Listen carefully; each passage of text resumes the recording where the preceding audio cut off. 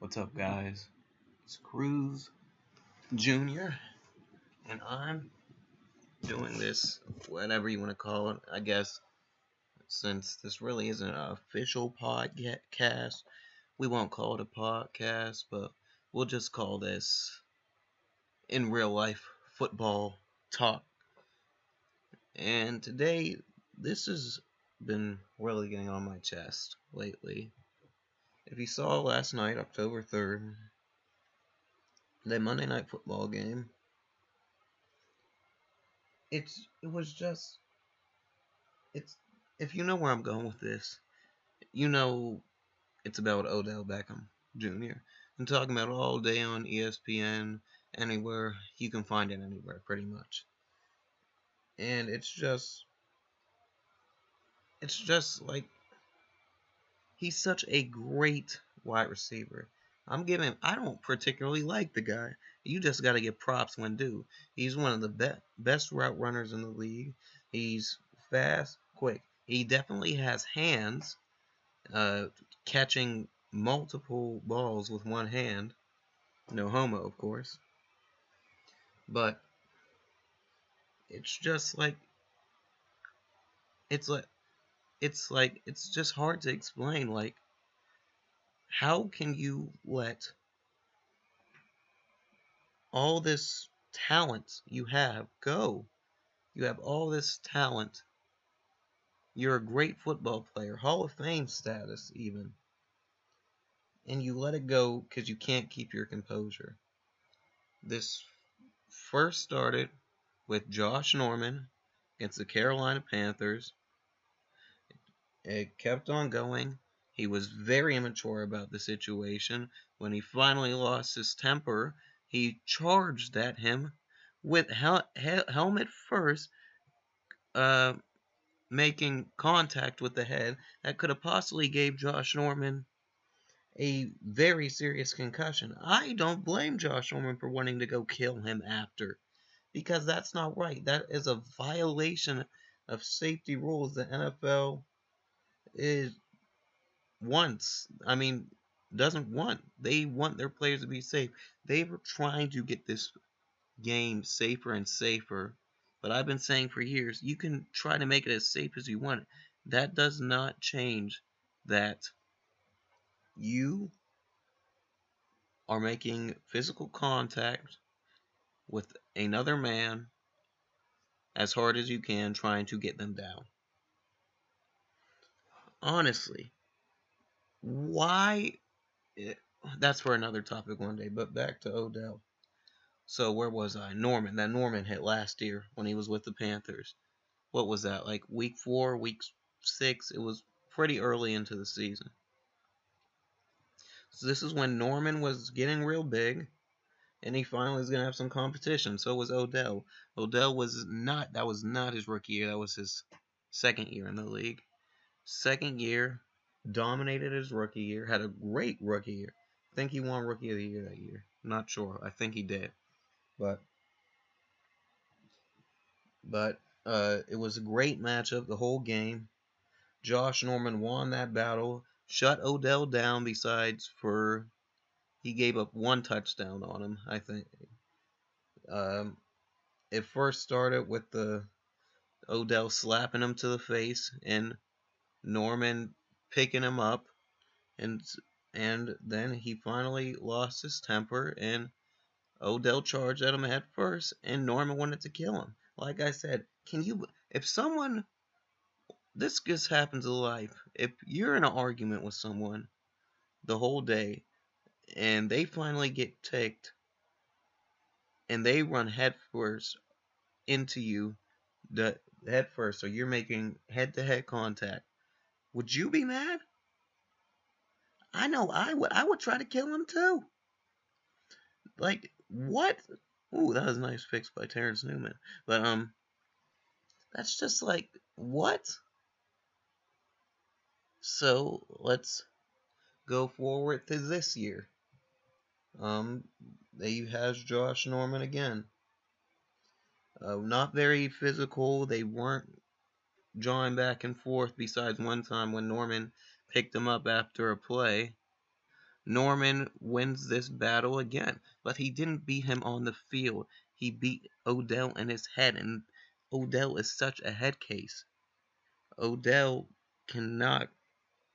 He lets players get in his head, especially Josh Norman. Anyone who's can guard him, they get. It seems like every time he has a competition, they're able to get in his head, and that showed with Xavier Rhodes. But I'm going to get to that. Props to Xavier Rhodes for being able to shut Odell down last night. So, and and another problem with that is he loses his composure again. Josh Norman wins the battle again. He gets in Odell's head. He's not focused.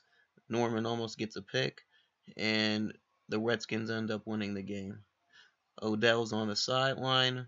He's yelling at everyone. He's yelling at himself on the sideline. Tries to push the kicking net down. Falls back, hits him in the face, gets a black eye. He leaves with a black eye. His team loses, and he's in his feelings for the rest of the game.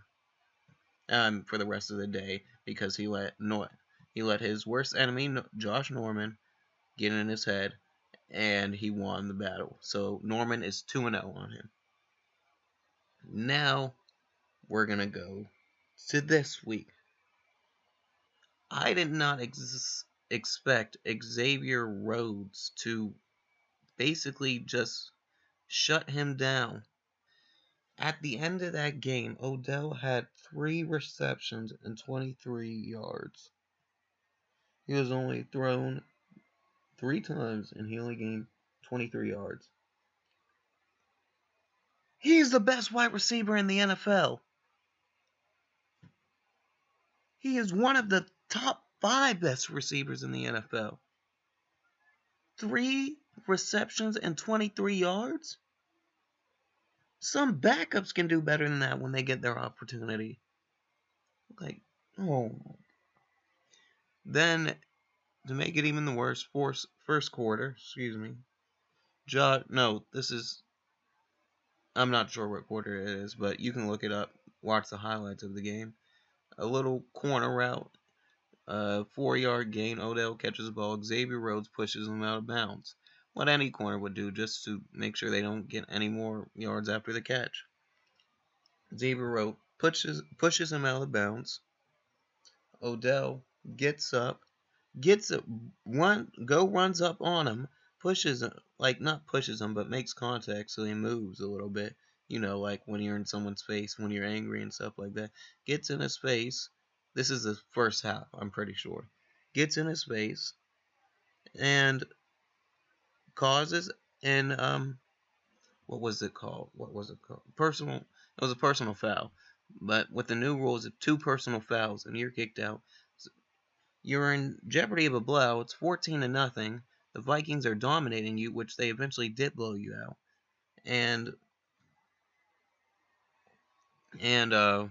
sorry, I lost my train of thought. Blowout. And now you're just costing your team. First off, you need to get a first down. You need to put points on the board before half is over. You're down 14-0. You're in jeopardy of getting the lead being 21-0 before halftime. Then you cause a personal foul on you for being stupid, not being able to keep your composure, and you have one more foul penalty flag and you're out. You're out the game. You're done. They don't mess with that anymore. When is he going to learn? They've been saying it all over SportsCenter. He's a new T.O. and he's showing it. Odell better get it together. And if he can keep his composure, he can be the great wide receiver I think he can be. He is. Great route runner. It's great hands, great awareness. He just needs to get it together. Listen, he doesn't listen to his coach. He doesn't listen to his teammates. He's just not I don't know what to say. He just doesn't listen. He's not listening. He's more of a me guy than a we guy, and that's what T.O. was. He is more of a me guy than a we guy. And I just don't like those players. I don't think they should be in the NFL. It's just not. This is what the problem is with the NFL. They can't keep their composure. Some of the players can't keep their composure. And if you're soft and you can't take criticism and you can't take smack talk on the field, you shouldn't play in the NFL. I'm not saying he's not talented. Let's get this straight. He is a very talented player. But keep if you can't take smack talk, you can't take trash, you can't take the hate, then you shouldn't play. Which he's been able to take the hate. It's just on field. He loses his composure too much. He puts his team in bad decision. Bad. I forget the word. Bad positions. Yeah, bad positions, and he just hurts his team. He hurts his team, and once he gets in his head, he's off. Like when someone gets in his head and when he's not focused, he's off. We saw that last night. He had a deep route. Ran a deep route up the seam. Eli Manning throws it deep, way overthrown. Eli Manning is one of the most inaccurate quarterbacks in the NFL right now. I'm sorry to all you Giants fans, and some of you are going to disagree. He is one of the most inaccurate quarterbacks in the NFL right now. Overthrows it. He gets head to the sideline, sits by himself. He should be with Eli trying to get this right, trying for them to get back on pace. No, not talking to anyone, just sitting there, just looking out into space in his head, thinking. Just thinking, when he should be trying to, okay, how can I get back at Xavier Rhodes? Well, you can get back at him by winning this football game. That's what you can do. You know how many greats, wide receivers, and quarterback duos actually sat down with each other? Ben Roethlisberger and Antonio Brown. When they mess up, they're sitting right next to each other on the iPad, watching the play, seeing what they did wrong. Andy Dalton and AJ Green, they're one of them. I think Tom Brady, Gronkowski, Edelman, all his wide receivers, they're trying to fix the play. They're seeing what they did wrong. That's the problem. He needs him. He's the leader of that team. He needs him and Eli. They need to get together, fix it, and get back out there and make the play. Them two just separating from each other is not alright. Or just him and the coach going over, the head coach, offensive coordinator, someone, the wide receiver coach, just needs to get it right. He needs to get focused. But I think they just given up because he doesn't listen. And that's the thing. He doesn't listen. It's a shame. It's a shame, honestly. It's a shame. It's really sad, honestly. I don't know what it's going to take for him to realize that I think he knows he has a problem. And he tries to blame the refs out after in the press conference. That's bull crap. You know how many people blame the refs, not just in football, in every sport.